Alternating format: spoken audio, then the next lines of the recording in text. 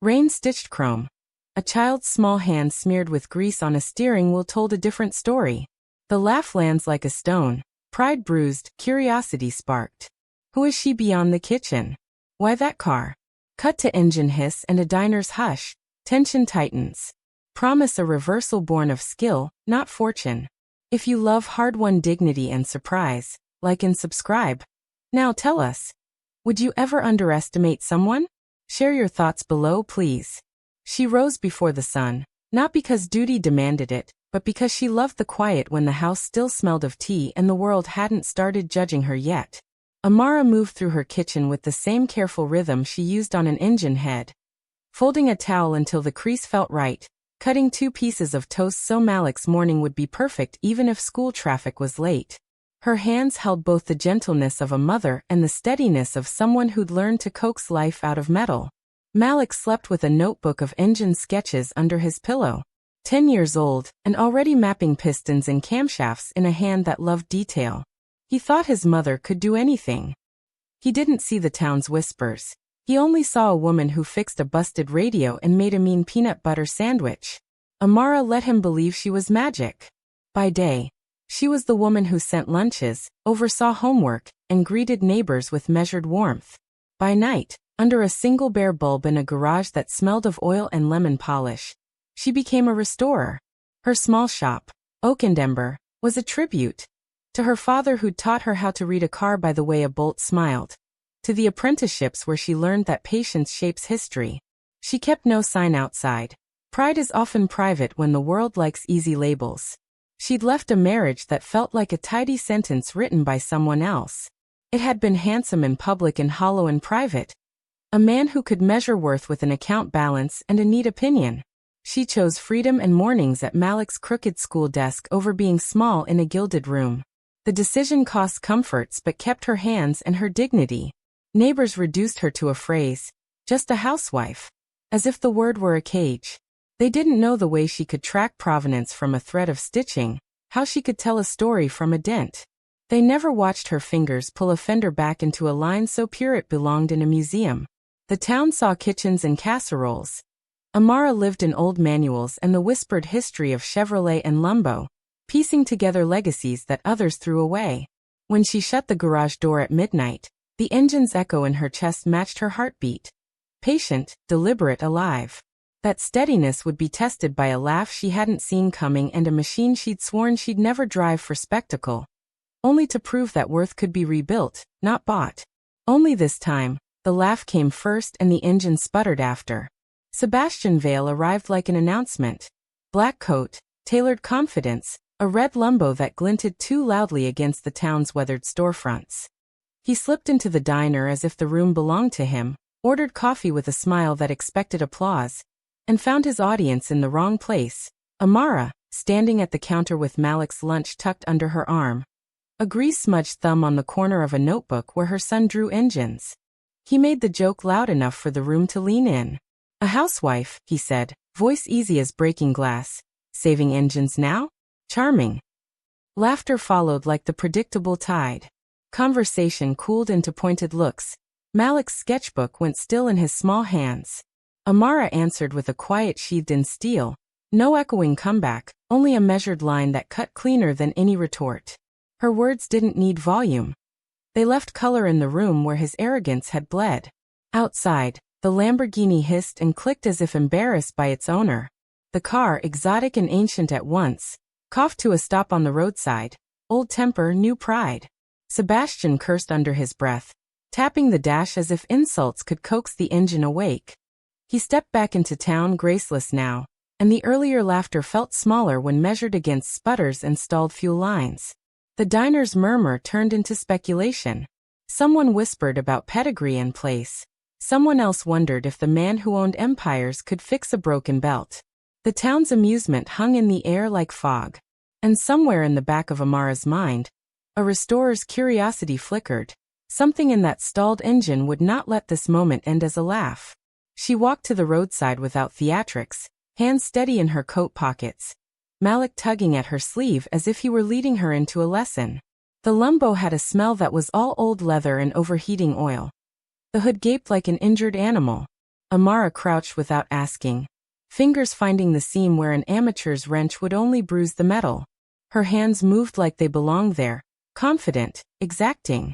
There was a tiny, almost invisible notch in the head of a bolt, a maker's mark her father had taught her to read. Only someone who'd spent years listening to iron could know the language of that nick. An original Italian supplier, not a cheap reproduction. She ran a fingertip along a braided wire and sniffed the faint tang of varnish burnt in the wrong place. Every small clue stitched a map in her head. What failed? Where previous hands had tried and failed. Which part would scream if asked to move again? She worked without ceremony. A borrowed rag to keep her grip. A quiet adjustment of a distributor cap. A substituted coil improvised from a spare part she kept in the trunk of her car. Little thefts of ingenuity that any restorer would applaud. Malik watched, eyes wide and reverent, passing her tools like a priest's acolyte. The engine, often proud and petulant, answered to her touch. Soft coughs became a steady hum, then a deeper, more contented purr. She wiped her hands on her jeans and stood as if she had only been stretching. Seb watched for all the wrong reasons at first, embarrassment pinching his jaw, an irritation at dependency that felt like water in his ears. Then the surprise widened his face, the way sunlight opens a shutter. His pride bent, not broken but rearranged. A silent apology grew in him like smoke when he realized the laugh had been premature.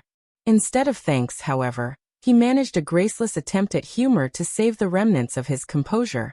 A remark that let the room know he still believed in the categories that made him comfortable. Amara heard it later, not from him but from a waiter retelling the moment, the barbed line doubling back like a thrown knife. She did not storm the diner. She folded the insult into herself and drove home with Malik. The repaired engines hum a small, private victory. The town's whispering began anew. Some calling her a miracle worker, others muttering that she'd only been lucky.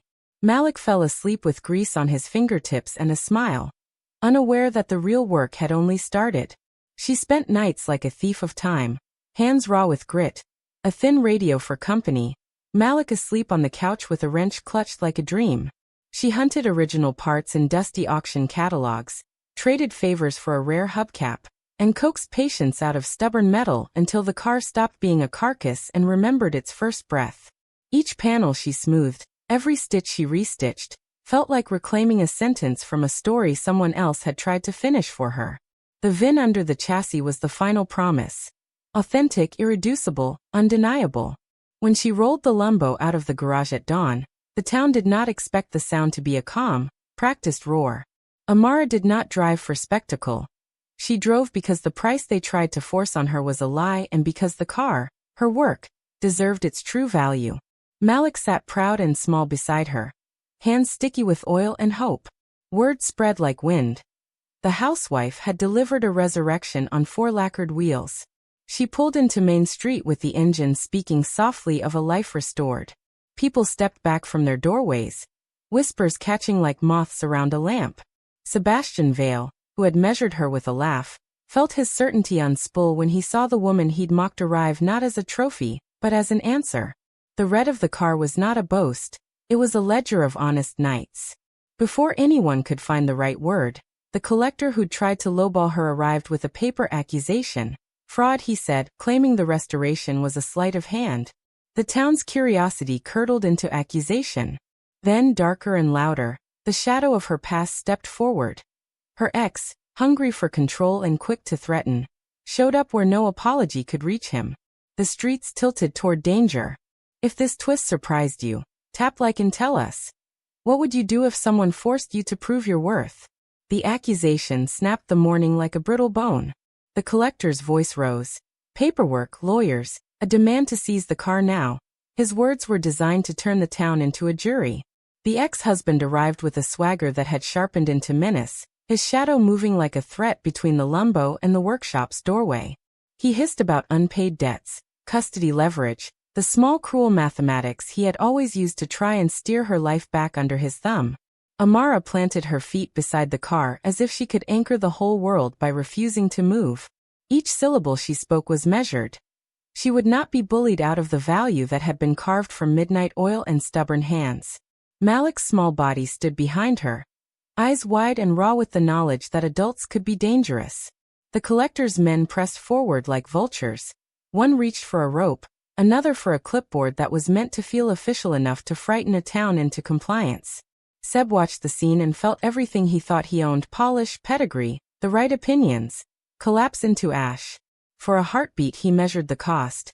His name in headlines, whispered about in boardrooms, the neat columns of approval that had always protected him.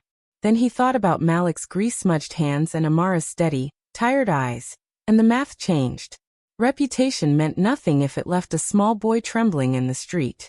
He stepped between the men and the woman he'd once mocked. Not as a show of money, but as a refusal to be small. His voice was low and raw. He called the collector's bluff, named the town witnesses, the auction record, the VIN she'd found. He admitted aloud the shame of his earlier laugh and the simplicity of the measurement that had made him wrong. The confession was a risk. He exposed himself to ridicule, but it was also a hinge that opened the possibility of repair. The collector faltered when the town's eyes turned. The ex-husband, without the cover of scorn, found his threats lonelier and less potent. A neighbor stepped forward with a phone and a determined glare. Another, who'd admired Amara's work in silence, called the auction house to confirm the VIN. The men backed down, not because money had bought them off but because a community refused to watch a woman be stripped of her dignity. When the engine's steady purr returned, it sounded like a victory but also like a warning. Being defended once does not make a wall permanent. Amara folded her arms around Malik, and Seb felt the tremor of something new. Regret threaded with resolve. They had survived the night's violence. Now they would need to answer a harder question. Could apology be the start of a real change? And would trust be brave enough to grow from that narrow seed? Dawn came soft and gray over the workshop when Sebastian returned. Not in polished shoes but with dirt under his nails and a plastic coffee cup sweating in his hand. He did not stage a flourish. He stood in the doorway, small, awkward, unmistakably human. And when he spoke his voice trembled in a way the boardroom never had. "I was wrong," he said simply. "I measured you by a rule I never questioned. I laughed because it was easier than listening. I'm sorry." He named the exact moment of his cruelty, and naming it stripped the joke of its power. He told her, haltingly, what he'd seen in the garage that night. Not spectacle, but skill. Not show, but patience. He admitted his envy. How easy it had been to mock what he did not understand. Amara listened with the careful calm she reserved for engines and children. She did not ask for grand proof. She asked for steadiness, proof in action, not in proclamations. He knelt not with a box but with a small, beaten wrench he'd kept from a night of fumbling in her toolbox, a symbol of clumsy repentance and a promise to learn. They talked until the sun burned the chill from the air. He confessed pieces of his loneliness. She spoke of the cost of leaving a marriage that valued her as an accessory. He promised to undo what his laughter had started, and she promised, cautiously, to let him try. It was not a sudden mending but the slow unbolting of armor. Two people discovering that respect, once earned, could be the truest kind of love. Weeks later, the workshop hummed with new life. Not the secret, furtive nights but a steady light that welcomed more than the odd customer. Amara opened Oak and Ember to the town. Weekend classes for kids who loved the smell of oil as much as she once had. A scholarship in her father's name. And a simple sign she finally let herself hang. Malik grinned at a table of workshop tools that were now community property. His sketchbook a small manifesto of possibility. Seb did not arrive with a check or a statement. He arrived with a toolbox and calloused hands he'd earned alongside her, sleeves rolled as if he belonged there on purpose. He helped repaint a bench, learned the difference between a carburetor and a choke, and listened when Amara corrected him. Proof that apology can be practiced as much as words. The crowd stopped measuring him by announcements. They measured him by the steadiness of the things he did when no one was looking. The Lambo sat prominently in the yard, its red tempered into a softer glow by years of honest care. It was no trophy now but a classroom. Malik teaching a neighbor to change a spark plug, Amara explaining the history behind a VIN, Seb watching with a pride that no longer needed applause. That car had been the instrument of a laugh and the answer to it. Its engine's purr had become the town's new heartbeat. If this story touched you, subscribe for more tales of dignity and second chances. Share it with someone who needs to be seen. Tell us below. Who proved you wrong when you needed it most? We read every comment. Until the next story, thank you for listening.